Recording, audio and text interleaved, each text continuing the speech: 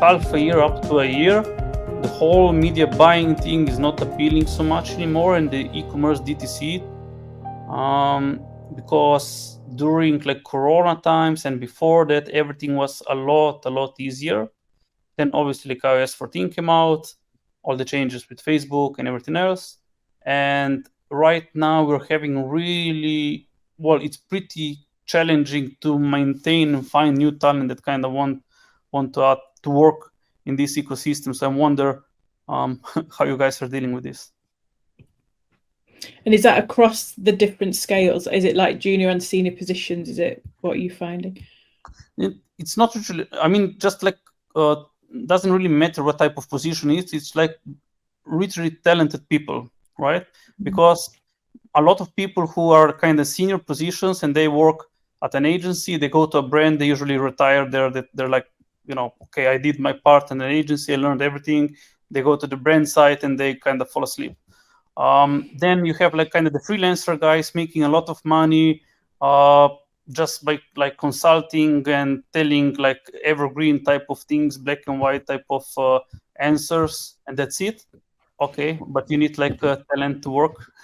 Somebody has to provide that added value, and that's the hardest part. Like you still get like the junior positions and whatnot, but I'm kind of starting to feel that the media buying e-commerce vertical, it's not so appealing anymore. So I think the challenge is like, because things are so, it's like shooting a fish and barrel during the pandemic.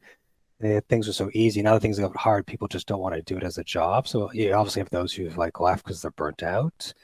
Like we're trying to hire right now, and one person we talked to today, like the agency they let a lot of people go because they lost 50% of their clients, but they also treated people really badly because there's obviously more work than what people can actually do.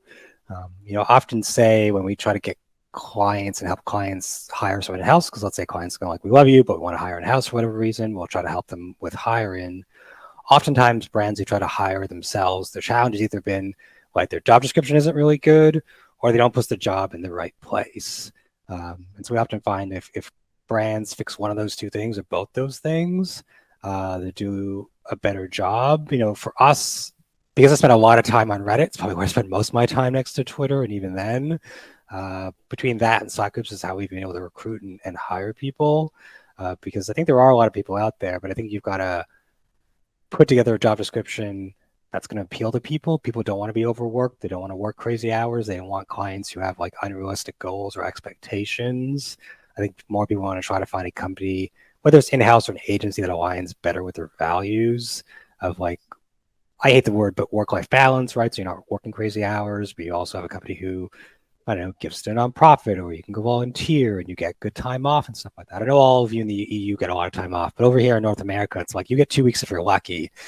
We do 4 weeks because after living in London, I think 4 weeks makes sense, but I think more people are trying to find a place that aligns with their values. And some people may even just want to work part-time, not full-time. We put up a full-time job and a part-time job, and we've had almost as many people apply for the part-time as the full-time. Now, the quality of people might be completely different, but I think it's worth for some agencies to think about, could we hire 2 part-time people versus 1 full-time person? Because maybe someone is burnt out, but they still want to work, but they don't want to work full-time right now.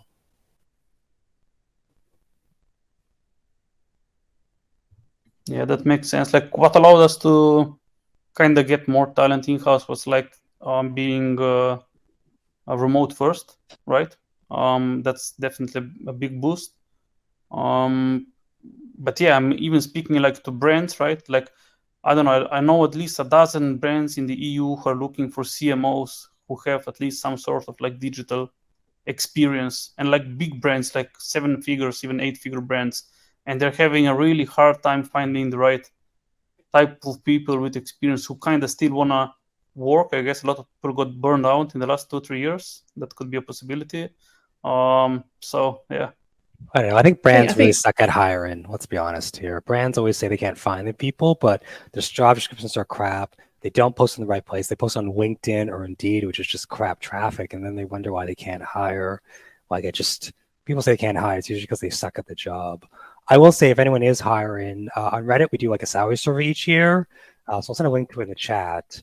So looking to hire, it's a good gauge of like what people are paying. And there's like a lot of countries in Europe.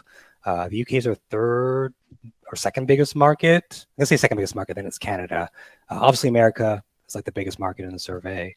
But it's a good gauge of like to make sure you're sort of aligned from a pay perspective, because also people don't want to be underpaid anymore. People realize like what it costs to both do the job, and they want to be paid adequately, whether they're in-house or at an agency. I'll share that, Dwayne, afterwards in the chat so people can pick up on it. We also break things down by like cities and states and provinces as well as the countries and stuff like that. So it's a good tool.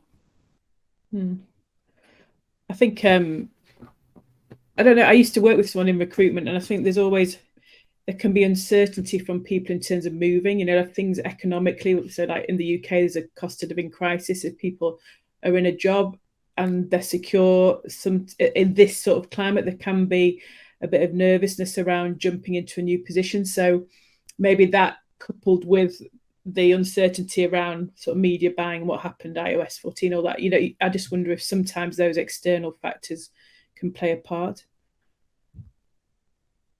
Yeah, I think so. Yeah, that's fair. I know when the pandemic started, we tried to recruit some people, and some people say, yeah, they didn't want to leave because the like uncertainty of what's going on at the early days of the pandemic. I think someone in the interview we interviewed this morning, I think their word was going from agency to us or any agency was like, would our agency be like the last agency they were at, which wasn't that great, right? I think trying to prove or show how your agency is different, I think is really important as well, because I think rightly or wrongly, too many people, both in-house and at brands and stuff, say that all agencies are alike, when obviously not all agencies are alike. And I think that's a challenge we have to deal with as well.